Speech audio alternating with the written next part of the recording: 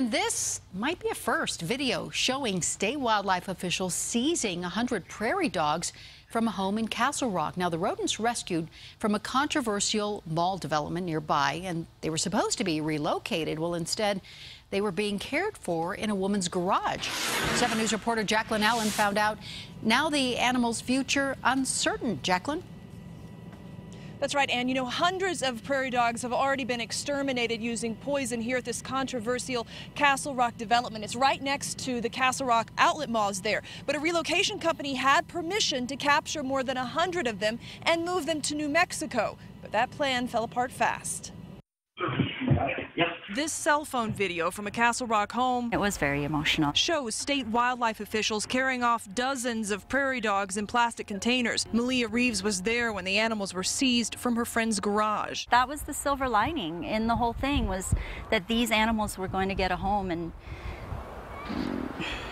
I guess that didn't happen. It's the latest chapter in the saga of this controversial mall development on top of a large prairie dog colony. After heated protests about poisoning the animals, an environmental group was given permission to capture some and take them to New Mexico. But when the relocation site backed out and New Mexico didn't give permission, Parks and Wildlife stepped in. If you have prairie dogs on your land, you can't go out, pick one up, and bring it into your home and make it a pet. Parks and Wildlife says the animals are now safe and secure, and they're looking at a last-minute site for possible relocation.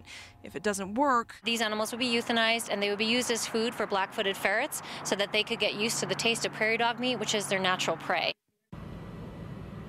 Back here live, there's still evidence of those prairie dogs, and there are still a few hundred prairie dogs on this site, according to advocates. Now, they are trying to get a referendum on the ballot to put it to a vote of the people about this development. They say, if nothing else, it could slow it down so they could have time to figure out how to relocate them. Reporting live in Castle Rock, Jacqueline Allen, 7 News. Thank you, Jacqueline.